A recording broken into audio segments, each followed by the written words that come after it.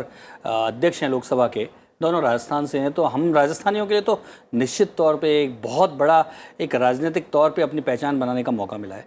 हालांकि राजस्थान से भैरों सिंह शेखावत राज्यसभा में सभापति रह चुके हैं, उपराष्ट्रपति रह चुके हैं, और बलराम जाखड़ जो राजस्थान से चुनकर आए, पंजाब के थे। तस्वीरें भी आनी शुरू हो गई है। देखिए खुशी की लहर है। और जैसे प्रताप जी आप अपनी बात को जारी रखिए। जैसे मैंने राजस्थान की बात की थी, और मैं जो थोड़ा सा समझ पाई हूँ, जो पहनावा मैंने अभी देखा था तस्वीरों में, वो भी कहीं ना कहीं राजस्थान से जुड़ा हुआ है। ये आंकड़े एक बार फिर से देखिए, टीवी स्क्रीन पर इस समय दिख रहे हैं। उपराष्ट्रपति चुनाव के नतीजे हम सब के सामने हैं, और जो उम्मीदवारों को वोट मिले हैं वो आप टीवी स्क्रीन पर देख पा रहे हैं। एनडीए के उम्मीदवार जगदीप धनखड़ को 528 वोट मिले हैं, जबकि मार्गरेट अल्वा को 182 वोट मिले हैं। जो कुल वोट पड़े वो आज 725 रहे, जिसमें से 15 वोट इनवैलिड रहे। यानी 710 में से अगर ये आंकड़ा देखा जाए तो 528 वोट एनडीए के उम्मीदवार जगदीप धनखड़ को, जबकि विपक्ष की उम्मीदवार मार्गरेट अल्वा को 182 वोट। और इन नतीजों के ऐलान के साथ ही जो जश्न की तस्वीरें हैं वो भी आना शुरू हो गई हैं।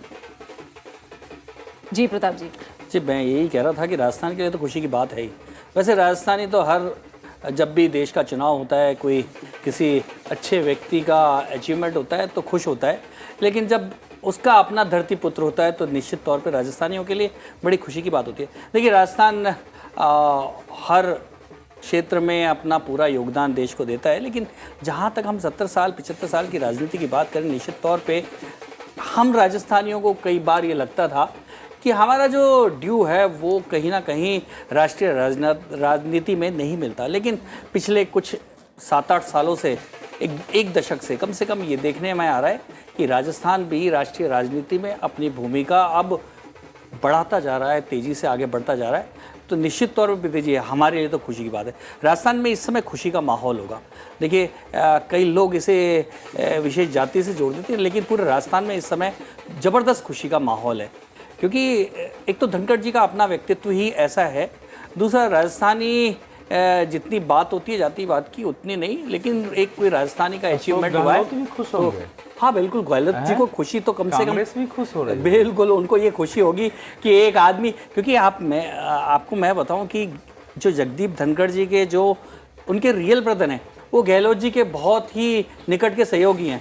तो उनकी खुशी, पारिवारिक खुशी निश्चित तौर पे गहलोत जी को हो रही होगी कि उनके पारिवारिक मित्र इस समय उपराष्ट्रपति हैं। तो निश्चित तौर पे राजस्थान के लिए तो प्रीति जी ये हमारे लिए एक बड़ा अचीवमेंट है, खुशी की बात है। अवधेश जी, जो आंकड़े अब तमाम सामने आए हैं और पिछली बार का एक रिकॉर्ड में कहूँ तो पिछली बार से जो प्रदर्शन रहा है, जो अभी हमें रोशन जी ने भी बताया कि किस तरह से वो जो दूरी है वोटों की सत्ता पक्ष और विपक्ष के बीच, वो और ज्यादा चौड़ी हुई है। क्या कह रहे हैं आपकी नजर में? तो जाहिर है लोकसभा और राज्यसभा में एक बड़ी शक्ति रखने वाली पार्टी तृणमूल अगर कहेगी कि हम वोट ही नहीं डालेंगे और कुछ सांसद बाएं से दाएं जाएंगे और सांसदों के इतने वोट निरस्त हो जाएंगे, इनवैलिड करे जाएंगे, तो आंकड़े। लेकिन ये सब बातें जो हम कह रहे हैं ना, ये भी वर्तमान राजनीति का, खासकर जो राष्ट्रीय स्तर की राजनीति है उसका एक प्रकटीकरण है, उसका जिसको बोलते हैं रिफ्लेक्शन है वो, कि हम राजनीति किस दिशा की। एक राजनीति मतलब दिशाहीन है, एक विचारधारा विहीन अगर विपक्ष होगा, जिसकी कोई दिशा नहीं होगी, निश्चित जो है लक्ष्य नहीं होगा, तो उसमें आंकड़े ऐसे ही आएंगे। मैं तो समझता हूं थोड़ा और कम भी हो सकता था अगर ये लोग निश्चिंत नहीं होते, भारतीय जनता पार्टी के रणनीतिकार, कि हमारा कैंडिडेट तो जीत ही रहा है, और थोड़ा दूसरे रूप में इसको मैनेज करने की कोशिश करते तो ये आंकड़े और भी जा सकते थे। क्योंकि इस समय हमारे देश में सत्ता पक्ष की जो राजनीति है वह है, जो सत्ता पक्ष के परे सत्ता विरोध की राजनीति है, वो बिल्कुल एक भ्रमित और दिशाहीनता का शिकार है, उसमें आया है। लेकिन मैं 3-4 बातें जो है, देखिए वेंकैया नायडू के काल में यद्यपि अब 3 तलाक बिल में क्या स्थिति थी, लेकिन वो पारित हुआ। जो सबसे तनावपूर्ण था वो था जम्मू कश्मीर पुनर्गठन विधेयक, जो 370 आया था, और पहले उसको राज्यसभा में ही पेश किया गया, लोकसभा में बाद में गया था, और वो पारित हुआ वहां, और कैसे सदन चला है उसको उन्होंने दिखाया है। और उसी ढंग से जो शायद देश और दुनिया में जो सबसे ज्यादा विवादास्पद विधेयक था वो था नागरिकता संशोधन विधेयक। वो राज्यसभा में भी कैसे पारित हुआ, ध्यान रखना चाहिए। और कृषि कानून भी हमारे सामने उसके बड़े विरोध हुए। उसमें तो वेंकैया नायडू जी ने जब देखा कि कोई नहीं मान रहा है तो ऐसे ही करो, पारित घोषित कर दिया था, जिसको लेकर बहुत विवाद हुए थे। तो उस परंपरा को थोड़ा धनखड़ जी को इसलिए ध्यान रखना है कि जिस समय वो सारे बिल आए थे उस समय विपक्ष, यद्यपि वो इसी प्रकार से उसका ग्राफ नीचे जा रहा था विचार का, लेकिन इस समय जिस हालत में विपक्ष है उसमें ज्यादा आक्रामकता होना है आने वाले समय में। जैसे अब बता रहे थे कि अगर लोग मेज पर खड़ा होकर के, और हम लोग क्लास में एक टीचर अगर पढ़ा रहा है उस समय एक कागज फेंक देते थे, तो फेंक दिया तो उसको क्या कहा जाता था, गुंडागर्दी करने आए हो कि पढ़ने आए हो। मैं सांसदों के लिए शब्द प्रयोग नहीं कर सकता हूं, लेकिन जो संसद सदन चला रहा है उस पर अगर कागज फेंका जाएगा तो उसको संभालने की एक बड़ी जिम्मेवारी, चाहे जितने सहनशील हो। वेंकैया नायडू जैसे अनुभवी और सहनशील व्यक्ति को आक्रामक होकर के सांसदों के खिलाफ एक्शन लेना पड़ा है, तो इनके सामने और क्या स्थिति होगी जब चुनाव आने वाले हैं। और उस समय तो भ्रष्टाचार में इतने नेता सब फंस भी नहीं रहे थे। तो बहुत ही चुनौतीपूर्ण है जो सड़कों पर राजनीति करने में विफल जो पॉलिटिकल पार्टियां हो रही हैं कि जनता के बीच जाएं, जनता के बीच सरकार के विरोध में वातावरण बनाए, और फिर वो नहीं कर पा रही तो सदन में ही कोशिश करती है कि हंगामा करके और यहां से टीवी और मीडिया के द्वारा हम मैसेज दे सकें। तो इस समय की राजनीति विपक्ष को देखते हुए भले संख्या बल कम है, भले दिशा भ्रम है, विचारधारा की हीनता है, लेकिन सदन को चलाना एक बड़ी चुनौती है और सदन के न चलने का एक बड़ा असर होता है। और उपराष्ट्रपति का पद, अंतिम लाइन, उपराष्ट्रपति का पद हमारे यहां दुनिया में यूनिक है। अमेरिका के अलावा, लोकतांत्रिक देशों में, चीन को छोड़ दीजिए, अमेरिका के अलावा दुनिया में कहीं उपराष्ट्रपति का पद नहीं है। तो उसकी एक कार्यकारी भूमिका भी है, यद्यपि वो राष्ट्रपति के रहते स्पष्ट नहीं होती है, लेकिन उपराष्ट्रपति भी चाहे तो किसी मंत्री को बुला सकते हैं, प्रधानमंत्री से विचार विमर्श के समय पर वो सलाह दे सकते हैं देश के लिए कि हम क्या किया जाए। ये हमारे जैसे उपराष्ट्रपतियों ने ऐसी कम भूमिका निभाई है, एक आध लोगों ने निभाया है। वेंकटरमन के बारे में कहा जाता है कि उन्होंने ऐसे कई बार सुझाव दिए थे। तो ये अवसर है इस समय कि देश में जिस ढंग से छोटी छोटी बातों पर हिंसा हो रही है, विरोध के नाम पर चारों ओर गले काटे जा रहे हैं, उसमें अगर जगदीप धनखड़ चाहें तो एक इतिहास पुरुष बन सकते हैं। समय समय पर सरकार को, विपक्ष को सलाह दे करके, चाहे तो मीडिया के सामने देश के हित में बात रख के, ये सारे अवसर उनके सामने बने हुए हैं कि आखिर हमारे देश का राष्ट्रपति के बाद उपराष्ट्रपति जैसा एक यूनिक पद और कार्यकारी प्रधान और केवल सदन के ही इस नाते उनकी भूमिका नहीं है। तो देखते हैं कैसे निभाते हैं वो। बिल्कुल, और तस्वीरें हम देख रहे हैं कहीं ना कहीं। और एक लाइन में इनको भी कहूंगा कि भाई थोड़ा जो नई सदन बन रही है, नया संसद, उसमें राजस्थानियों का वर्चस्व होगा, थोड़ा हमारे बिहार, यूपी, बाकी लोगों को भी जाने आने दीजिए। ये बड़ी जिम्मेदारी है। हमने कहा कि देश के उपराष्ट्रपति है और जो सभापति के तौर पर उनकी जिम्मेदारी होगी वो भी अपने आप में कहीं ना कहीं तमाम चुनौतियों से भी भरी हुई है और एक बड़ी जिम्मेदारी भी है, जिसके तमाम जो अहम पहलू हैं वो आप लोग बता रहे हैं। और हम तस्वीरें देख रहे हैं फिलहाल, जो मैं समझ पा रही हूँ बीजेपी मुख्यालय, और हम इंतज़ार कर रहे हैं कि प्रधानमंत्री नरेंद्र मोदी इस जीत के बाद अपना संबोधन देते हैं। और प्रधानमंत्री नरेंद्र मोदी पहुंच चुके हैं, तस्वीरों में हमें दिखाई दे रहे हैं। कुछ ही देर में वो संबोधित भी करेंगे। और एनडीए उम्मीदवार की जीत, जो पिछली बार से भी बड़ी जीत दिखाई दे रही है, इस जीत के बाद प्रधानमंत्री नरेंद्र मोदी क्या संबोधन देते हैं, अब इस पर नजरें होंगी। औपचारिक ऐलान के बाद हम देख रहे हैं बीजेपी अध्यक्ष जेपी नड्डा, साथ ही प्रधानमंत्री नरेंद्र मोदी, जिनके संबोधन का इंतजार। और 528 वोट एनडीए के उम्मीदवार जगदीप धनखड़ को, जो अब देश के नए उपराष्ट्रपति होंगे, जबकि विपक्ष के उम्मीदवार मार्गरेट अल्वा को 182 वोट मिले हैं। इस जीत के बाद प्रधानमंत्री नरेंद्र मोदी का संबोधन और क्या बड़ी बातें हैं जो वो कहेंगे, इस पर हमारी नजरें होंगी। रोशन जी, जो एक बात अभी अवधेश जी ने कही है कि जीत बड़ी हुई है, पिछली बार के आंकड़े को और बड़ा किया है, लेकिन ये और बड़ी हो सकती है। क्या माने कि प्रेसिडेंट इलेक्शन के बाद थोड़ा सा ये जो बात थी कि नहीं, हमारे पक्ष में काफ़ी पार्टियां हैं, काफ़ी दल हैं, ये और इस जीत को और ज़्यादा भी बड़ा किया जा सकता था? देखिए, असल में एक डीएमके और एक टीआरएस थी जिससे बीजेपी और बात कर सकती थी। बाकी तो मुझे लगता है कि जो छोटी मोटी पार्टियां थी उन्होंने भी धनखड़ जी को ही वोट डाला, क्योंकि जो हमारे पास आंकड़े आए हैं 528 का, 710 में से 528 मिलना ये बहुत बड़ी जीत है। तो इसमें कांग्रेस के भी मुझे ऐसा लगता है जब ये और आंकड़े आएंगे कि जो इनवैलिड वोट हुए हैं वो किसके हुए हैं, तो इसमें हो सकता है कि कांग्रेस के कुछ ऐसे जो असंतुष्ट होंगे शायद उन्होंने इनवैलिड कराए होंगे, ऐसा भी मुझे लगता है। तो ये जीत तो अब क्लियर हो गई है कि जीत धनखड़ जी की हुई है और बहुत बड़ी जीत हुई है। और मैं इसमें दो बातें कहना चाहूँगा।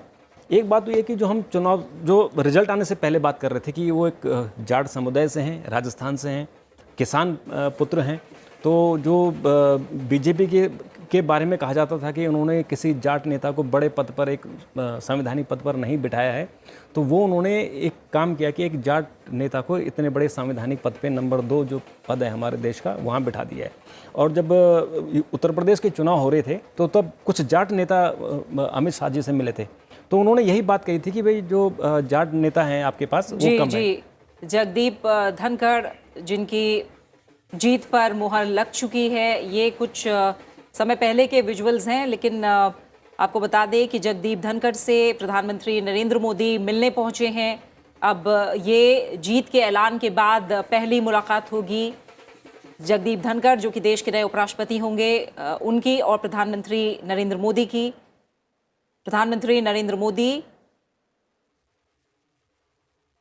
जगदीप धनखड़ से मिलने पहुंच चुके हैं और हो सकता है इस मुलाकात के बाद जो बात हो वो सामने भी आए और कहीं ना कहीं ये एक शिष्टाचार भेंट भी है, एक जीत का ऐलान, देश के नए उपराष्ट्रपति के नाम पर मुहर।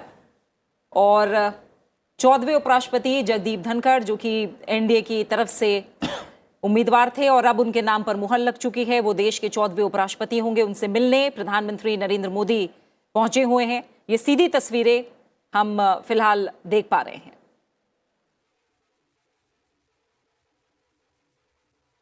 एनडीए के उम्मीदवार जगदीप धनखड़ ने एक बड़े अंतर से विपक्षी उम्मीदवार मार्गरेट अल्वा को हराया है और प्रधानमंत्री नरेंद्र मोदी इस जीत के ऐलान के बाद जगदीप धनखड़ से मिलने पहुंचे हैं।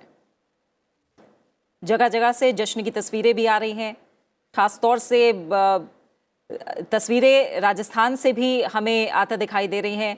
और जैसा अभी हम बात भी कर रहे थे कि अब लोकसभा अध्यक्ष और नए उपराष्ट्रपति जो कि पदेन सभापति होंगे राज्यसभा के, दोनों का ही ताल्लुक राजस्थान से है। ऐसे में राजस्थान के लोगों में खुशी की लहर और साफ तौर पर देखी जा सकती है। फिलहाल शिष्टाचार भेंट प्रधानमंत्री नरेंद्र मोदी जगदीप धनखड़ से मिलने पहुंचे हुए हैं और तमाम बड़े नेता जिसमें बीजेपी अध्यक्ष जेपी नड्डा भी शामिल हैं, शुभकामनाएं और बधाई दे रहे हैं। और जगदीप धनखड़ के नए उपराष्ट्रपति चुने जाने पर बड़े जश्न की भी तैयारी है। जगदीप धनखड़ ने मार्गरेट अल्वा को हराया है और संविधान के संरक्षक के तौर पर एक तरह से जो भूमिका होगी नए उपराष्ट्रपति की, पदेन सभापति के तौर पर राज्यसभा की, वो भी अपने आप में काफ़ी अहम हो जाएगी। और जैसे हम लगातार चर्चा कर भी रहे हैं कि तमाम चैलेंजेस हैं जो जुड़े हुए हैं और देखना होगा कि जगदीप धनखड़ नए उपराष्ट्रपति साथ ही राज्यसभा के पदेन सभापति के तौर पर अपनी जिम्मेदारी का निर्वहन किस तरह से करते हैं। 528 वोट जगदीप धनखड़ जो एनडीए के उम्मीदवार रहे उन्हें मिले हैं। कुल 725 वोट पड़े इस बार उपराष्ट्रपति चुनाव में, जिनमें से 15 वोट इनवैलिड हुए हैं। काफी बड़ा आंकड़ा है जो इनवैलिड वोट का है। पिछली बार भी करीब 11 वोट ऐसे थे जो इनवैलिड हुए थे। इस बार यह आंकड़ा और बढ़ा है और 15 इनवैलिड वोट पड़े हैं। और इन वोटों में से कहा जाए 710 वैलिड वोटों में से 528 वोट एनडीए के उम्मीदवार जगदीप धनखड़ को और 182 वोट विपक्ष के उम्मीदवार मार्गरेट अल्वा को मिले हैं। जीत पिछली बार से भी बड़ी हुई है और इसके बाद मुलाकात के लिए खुद प्रधानमंत्री नरेंद्र मोदी जगदीप धनखड़ से मिलने पहुंचे हैं। बीजेपी के जो तमाम बड़े नेता हैं, एनडीए के जो तमाम बड़े नेता हैं, वो जगदीप धनखड़ को जीत पर बधाई दे रहे हैं और संविधान के आदर्श संरक्षक साबित होंगे। गृह मंत्री अमित शाह ने जगदीप धनखड़ की जीत के साथ ये बात कही है। जगदीप धनखड़ नए उपराष्ट्रपति चुने गए हैं। फिलहाल 3 मेहमान भी हमारे साथ जुड़े हुए हैं।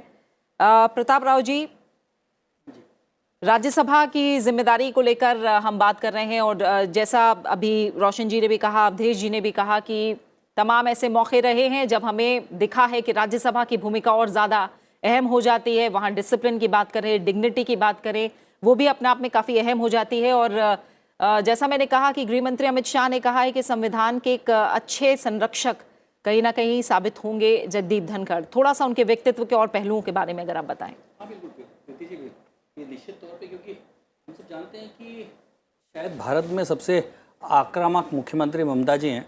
उनके सामने जिस तरह से उन्होंने राज्यपाल के तौर पे भूमिका निभाई, तो उससे एक साफ तौर पे ये तो साफ है कि कितना भी आक्रामक हो विपक्ष सदन में, तो उसको व्यवस्थित करना वो बहुत अच्छी तरह से जानते हैं। तो निश्चित तौर पे उनसे अपेक्षा भी है और शायद उनसे ये एक इच्छा भी है कि वो राज्यसभा को पूरी तरह से व्यवस्थित कर लेंगे, उनके पास जो अपना एक अनुभव है उसके आधार पर। और जहाँ तक जगदीप जी की बात करें, कानून के बारे में उनका माना जाता है, क्योंकि हम लोग जो उन्हें बहुत पहले से जानते हैं कि कानून के मामले में उनका जो ज्ञान है वो बहुत डीप में है। क्योंकि कई ऐसी बड़े मुद्दे थे जिनको लेकर जब भारतीय जनता पार्टी विपक्ष में थी या विपक्ष के बाकी लोग थे, उनके पास जाते थे, उनसे सलाह लेते थे, उनकी भूमिका होती थी। बड़ी लड़ाइयों में, कानूनी लड़ाइयों में उनकी बड़ी भूमिका रही है कई मुद्दों को लेकर। और उसमें एक बड़ी तो ये है कि जो हिंदू टेररिज्म का जो मसला चला था, उसमें भी उन्होंने अपनी भूमिका एक कानूनविद के तौर पे बड़ी निभाई थी। तो इन सब बातों की जानकारी होने के कारण उनसे एक अपेक्षा तो है ही, और साथ में ये पूरी तरह से आशा भी है कि निश्चित तौर पे आने वाले समय में वो देश को एक नई दिशा देने में राज्यसभा के माध्यम से और उपराष्ट्रपति होने के कारण एक नई दिशा देने में सफल होंगे। और आने वाले दिनों में उनकी भूमिका शायद हमें और अच्छी और मजबूत दिखाई देगी, ऐसा मुझे पूरी आशा है उनके बारे में। ठीक है, अभी हम अपने संवाददाता सूरज मोहन झा का रुख करेंगे। सूरज मोहन झा, फिलहाल जो बाहर सरगर्मियां हैं उनके बारे में बताइए, क्या अपडेट फिलहाल मिल पा रहा है? जो आंकड़े हैं वो अब हमारे सामने हैं और प्रधानमंत्री नरेंद्र मोदी जगदीप धनखड़ से मिलने पहुंचे हैं, और क्या अपडेट आपके पास है जो आप दर्शकों तक पहुंचाना चाहेंगे? प्रीति, आज सुबह से ही हमने देखा था एक उत्सव का माहौल संसद भवन परिसर में उपराष्ट्रपति के चुनाव को लेकर था, और जितने बड़े पैमाने पर आज 90% से ज़्यादा सांसद यहां पहुंचे वोट डालने के लिए, 94% से के करीब वोट पड़े हैं, और उसमें जिस तरह का रिजल्ट आया है, 2/3 से ज़्यादा सांसदों ने जगदीप धनखड़ को वोट दिया है, और करीब 25% से थोड़ा कम ही मार्गरेट अल्वा जो कि विपक्ष की उम्मीदवार थी उनको मत मिला है। तो ये अपने आप में बता रहा है कि एनडीए ने न केवल अपनी गुट में बल्कि जो दूसरा गुट था उसमें भी सेंधमारी की है, और उसे लगभग सभी वर्गों का वोट मिला था। कयास ये लगाए जा रहे थे कि शायद कुछ क्रॉस वोटिंग होगी, लेकिन जिस तरह के आंकड़े निकल कर आ रहे हैं प्रीति, उससे ये साफ नजर आ रहा है कि जगदीप धनखड़ को जो वोट की कल्पना पहले से की जा रही थी वो सभी मिले हैं, और विपक्ष जो है वो अपना खेमा उतना नहीं बचा पाया, और हमने देखा मार्गरेट अल्वा मात्र 182 वोट ही पा पाई थी। और हम पूरे दिन आज लगभग सांसदों से जो मत के लिए आए थे और मत के बाद वो जा रहे थे, हम उनसे बात कर रहे थे, काफ़ी उत्साहित थे सभी के सभी 16वें उपराष्ट्रपति के चुनाव को लेकर, और सभी ने मत डाला। और शाम को हमने देख लिया जब रिटर्निंग ऑफिसर और लोकसभा के महासचिव ने प्रेस वार्ता में बताया कि जो रिजल्ट है वो जगदीप धनखड़ के पक्ष में आया है, और वो देश के अगले उपराष्ट्रपति होने जा रहे हैं। प्रीति, बिल्कुल, बहुत बहुत शुक्रिया आपका सूरज मोहन झा इस अपडेट को हम तक पहुंचाने के लिए। और अवधेश जी, जो बधाई देने वालों में सबसे पहले हम जानते हैं बीजेपी के तो तमाम बड़े नेता हैं ही, अशोक गहलोत जी ने भी बधाई दी है, मार्गरेट अल्वा ने भी बधाई दी है, तो बधाइयाँ आनी शुरू हो गई। ये तो हमारे देश की परंपरा है, जब द्रौपदी मुर्मू जीती थी तभी विपक्ष ने बधाई दिया था, लेकिन ये बधाई देते हुए अंदर क्या चल रहा है ये मायने होता है राजनीति में, कि आप बधाई दे रहे हैं। अभी प्रताप राव जी कह रहे थे कि वो तो रिश्तेदार हैं, लेकिन जो जश्न हमको राजस्थान में दिखाई दे रहा है, आप शायद बेहतर बताएंगे, हम लोग भी राजस्थान में चुनाव वगैरह देखने जाते हैं, क्या ये अक्टूबर नवंबर 2023 के पहले का ट्रेलर है जो अभी जश्न हम देख रहे हैं उपराष्ट्रपति के चुनाव में? ये भी इसको समझने की आवश्यकता है। देखिए, जगदीप धनखड़ का उपराष्ट्रपति पद पर निर्वाचन निश्चित था अंक गणित के आधार पर, लेकिन इस समय जब वो बन रहे हैं तो मेरा अपना मानना है कि वेंकैया नायडू जिन परिस्थितियों में बने थे उनसे ज्यादा कठिन परिस्थितियां हैं, ज्यादा चुनौतियां, और भविष्य में ज्यादा चुनौतियां आने वाली हैं। क्योंकि केवल भारत ही नहीं, भारत की एक वैश्विक भूमिका भी होती है और उसकी प्रतिध्वनि भी वो भी हमारे सदन में गुंजित होती है। जब अटल बिहारी वाजपेयी की सरकार थी और जब इराक का युद्ध शुरू हुआ था तो विपक्ष ने लाया कि निंदा प्रस्ताव पारित करेंगे और कैसे संभालना पड़ा, क्या हुआ हमारे सामने है। एक युद्ध भी हमारे सामने चल रहा है, एक दूसरे युद्ध की संभावना बन रही है। तो वो सब चीजें इस समय दुनिया में जैसे अचानक ऐसा स्थिति हुआ है कि 1.5-2 वर्षों में लग रहा है जैसे उस स्थिति में बढ़ गई है कि जिसकी लाठी उसकी भैंस की ओर दुनिया जा रही है, जिसमें भारत को कई प्रकार से अपने न सिर्फ संबंधों का पुनर्गठन करना है दुनिया के स्तर पर, अपनी हैसियत भी बनाए रखनी है और साथ ही साथ जो हमारी चुनौतियां हैं चीन और बाकी को लेकर के उनको संभालना है, और इस सब में सदन की बहुत बड़ी भूमिका होने वाली है। तो इसीलिए मैं कह रहा हूं कि आंतरिक स्थिति में एक बड़ा वर्ग इस समय जो हतोत्साहित है, जो चाहे अग्निवीर के नाम पर हो, वो विरोध के नाम पर जिस ढंग से हिंसा करने पर उतारू हो गया है और उसको राजनीतिक पार्टियां अनजाने में उनको समर्थन कर देती हैं कि विरोध सही है, हिंसा की थोड़ी बहुत आलोचना करके। जिस ढंग से इस देश में एक सांप्रदायिकता का एक दूसरा रूप चला है कि भैया जो भी बात करेगा उसको गला काट देंगे, वो पूरे देश में फैल रहा है। तीसरी ओर हमने जैसे बताया कि भ्रष्टाचार के विरुद्ध कार्रवाई हो रही है। तो ये सब परिस्थितियों को अगर देखते हैं तो उसमें सदन का संचालन, उसको संभालना, मूल बात यह नहीं है कि आप सदन का संचालन कैसे करते हैं, विपक्ष को कैसे संभालते हैं। मूल बात यह है कि जो सदन देश के हित को पूरा करने के लिए है उसके अनुरूप आपकी भूमिका कैसी होती है, वो उस पर निर्भर करेगा कि आपका अपना विजन, सरकार के साथ आपका समन्वय और विपक्ष के साथ आपका समन्वय और पूरी समझ, इन सब पर निर्भर करेगा। लेकिन आने वाला समय अत्यंत ही चुनौतियों का है, आंतरिक स्तर पर भी और बाह्य स्तर पर भी, और उसमें राष्ट्रपति का तो एक अलग पहचान है, लेकिन उपराष्ट्रपति के रूप में चूंकि उनको सीधा राज्यसभा में सामना करना होगा, वो एक बड़ी उनके लिए कसौटी होगी। भले वो चाहे बड़े हैं भी, मैं मानता हूं कि बड़े वो संविधानविद और कानूनविद हो सकते हैं, लेकिन इस समय तो राष्ट्रविद होना ये ज्यादा महत्वपूर्ण है, राजनीतिविद होना ज्यादा महत्वपूर्ण है और दृष्टिविद होना शायद ज्यादा महत्वपूर्ण है।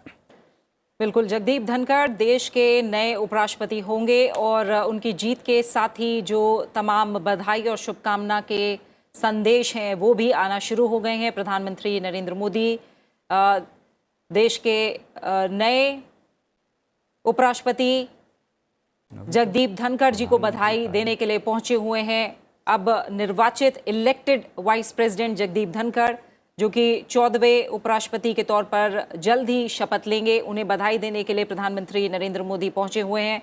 तमाम जो बड़े नेता हैं उनकी तरफ से शुभकामना संदेश भी आ रहे हैं। विपक्ष की उम्मीदवार मार्गरेट अल्वा ने भी जगदीप धनखड़ को शुभकामनाएं दी हैं, बधाई दी है इस जीत के लिए, और काफ़ी बड़ी जीत ये रही है और ये हमारे लोकतंत्र की खूबसूरती भी है कि चुनाव के नतीजे खत्म होने के साथ ही एक तरफ से हम कहें कि विपक्ष के जो उम्मीदवार हैं उनकी तरफ से शुरुआती बधाई देने वालों में नाम होना और शुभकामनाएं देना, अपने आप में ये लोकतंत्र की खूबसूरती है। तस्वीरें आप देख रहे हैं, प्रधानमंत्री नरेंद्र मोदी पहुंचे जगदीप धनखड़ को शुभकामनाएं और बधाई देने के लिए। तमाम जो पहलू हैं उन पर हम लगातार बात कर रहे हैं। रोशन जी, हमने उपराष्ट्रपति के तौर पर जो चुनौतियां, जो जिम्मेदारी हैं उस पर बात की, राज्यसभा के सभापति के तौर पर जो जिम्मेदारियां और जो चुनौतियां होने वाली हैं उस पर हमने बात की। एक और भी पहलू है, हमने देखा, खासतौर से बहुत दूर हम ना जाएं, बिल्कुल पास में एम वेंकैया नायडू की ही बात करें। तमाम मैं कहूँ कि शिक्षण संस्थानों में जाना, उन्हें संबोधित करना, उन्हें मोटिवेट करना, उन्हें मैसेज देना,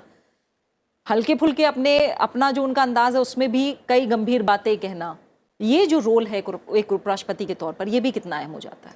देखिए, रोल जो आपने कहा ये तो बहुत ही महत्वपूर्ण रोल है, क्योंकि जो उनका अनुभव है और जिस पद पर वो हैं उस पद का कहीं संबोधन करना, अपनी बातें बताना, जो हमारी नई आने वाली पीढ़ी है उसको शिक्षित करना, ये बहुत बड़ा रोल होता है। और इस रोल में हमने जो डॉक्टर अब्दुल कलाम को देखा, उन्होंने जिस तरह से अपने आप को विश्वविद्यालयों में उन्होंने सीमित कर दिया था कि मैं केवल लोगों को शिक्षा दूंगा, और जब वो रिटायर हुए थे उसके सबसे बाद बड़ी भी- युवा आबादी हमारे पास हाँ, है। आप तो आगे की बात करें, बिल्कुल। युवा ही देश युवा का भविष्य हमारे- है, उन्हें हमारी पीढ़ी मोटिवेट के करने लिए में भी बड़ी भूमिका है। बहुत बड़ी भूमिका, और वो वेंकैया नायडू जी ने भी इस काम पे बहुत अंजाम दिया था। और मुझे लगता है कि धनखड़ जी का भी ये रोल रहेगा, क्योंकि उन्होंने जब पश्चिम बंगाल में गवर्नर रहते हुए भी उन्होंने लगभग सभी विश्वविद्यालयों में जाते थे और लगातार बच्चों से मिलते थे, जो यूनिवर्सिटी के बच्चे हैं उनको संबोधित करते थे। तो मुझे लगता है कि वो जो जब तक दिल्ली में राज्यसभा का सत्र चलेगा तब वो सत्र देखेंगे, और उसके बाद शायद विधानसभाओं में घूमना, वहाँ लेक्चर देना और विश्वविद्यालयों में बच्चों से इंटरेक्शन करना, मुझे लगता है कि ये उनकी बड़ी भूमिका रहेगी। और जो उनका अपना अनुभव है, करीबन 30, 40, 45 सालों का जो उनका अनुभव है, उस अनुभव से वो हमारी आने वाली पीढ़ी को शिक्षित करेंगे। बिल्कुल। रोशन गौर जी आपका, अवधेश कुमार जी आपका, प्रताप राव जी, आप तीनों मेहमानों का फिलहाल बहुत बहुत शुक्रिया मेरे साथ इस चर्चा में शामिल होने के लिए, तमाम पहलुओं पर इतनी बारीकी से हमारे साथ बात करने के लिए। तो देश के नए उपराष्ट्रपति एनडीए के उम्मीदवार जगदीप धनखड़ होंगे, वो 14वें उपराष्ट्रपति होंगे देश के। और एक तरह से हम जानते हैं कि वो पश्चिम बंगाल के पूर्व राज्यपाल रह चुके हैं। उनके व्यक्तित्व से जुड़े, उनके राजनीतिक सफर से जुड़े, उनके जीवन सफर से जुड़े जो तमाम और पहलू हैं, आइए एक नज़र उन पर डाल लेते हैं। और ये पेशकश जो हमारी खास पेशकश है वो लगातार जारी रहेगी।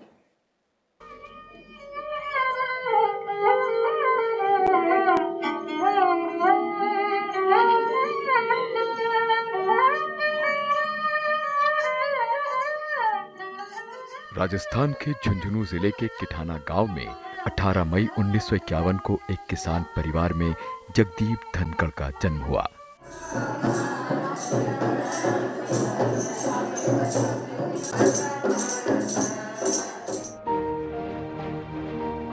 कक्षा 1 से 5 तक की शुरुआती पढ़ाई गांव के ही सरकारी स्कूल में हुई। उसके बाद इन्होंने सैनिक स्कूल के लिए प्रवेश परीक्षा पास की और स्कॉलरशिप हासिल कर चित्तौड़गढ़ के सैनिक स्कूल में दाखिला लिया। उच्च शिक्षा के लिए ये जयपुर आ गए और राजस्थान विश्वविद्यालय के प्रतिष्ठित महाराजा कॉलेज से भौतिकी में स्नातक किया। फिर इसी विश्वविद्यालय से इन्होंने कानून की डिग्री हासिल की। साल 1989 में इन्होंने राजस्थान बार काउंसिल की सदस्यता ली और वकालत शुरू कर दी। 1987 में ये Rajasthan high court bar association के अध्यक्ष चुने गए। 1988 में ये राजस्थान बार काउंसिल के सदस्य भी चुने गए। 27 मार्च 1990 को इन्हें सीनियर एडवोकेट का दर्जा मिला और उसी समय से जगदीप धनखड़ सुप्रीम कोर्ट में भी प्रैक्टिस करने लगे। ये राजस्थान के ही नहीं बल्कि देश के अग्रणी वकीलों में शुमार रहे हैं। वर्ष 1988 में जगदीप धनखड़ ने सक्रिय राजनीति में कदम रखा। 1989 में ये बीजेपी के समर्थन से जनता दल के टिकट पर झुंझुनू से लोकसभा चुनाव लड़े और जीतकर पहली बार संसद पहुंचे। 1990 में सभा की बैठकों से सदस्यों की अनुपस्थिति संबंधी संसदीय समिति के अध्यक्ष रहे। ये कई संसदीय समितियों और यूरोपीय संसद के लिए जाने वाले संसदीय प्रतिनिधि मंडल के सदस्य भी रहे। 1990 में ही इन्होंने संसदीय कार्य मंत्रालय में उप मंत्री की जिम्मेदारी भी संभाली। 1993 में इन्होंने विधानसभा चुनाव लड़ा और अजमेर की किशनगढ़ सीट से विधायक बने। विधानसभा के अपने कार्यकाल के दौरान भी ये कई अहम समितियों के सदस्य रहे। इन्हें खेल प्रेमी के रूप में भी जाना जाता है। ये राजस्थान ओलंपिक संघ और राजस्थान टेनिस संघ के अध्यक्ष भी रहे हैं। 30 जुलाई 2019 को इन्होंने पश्चिम बंगाल के राज्यपाल का कार्यभार संभाला। इस दौरान इन्होंने कई सराहनीय काम किए और जनता के राज्यपाल के तौर पर मशहूर हुए। 16 जुलाई 2022 को बीजेपी संसदीय बोर्ड की बैठक में इन्हें एनडीए की ओर से उपराष्ट्रपति पद का उम्मीदवार घोषित किया गया।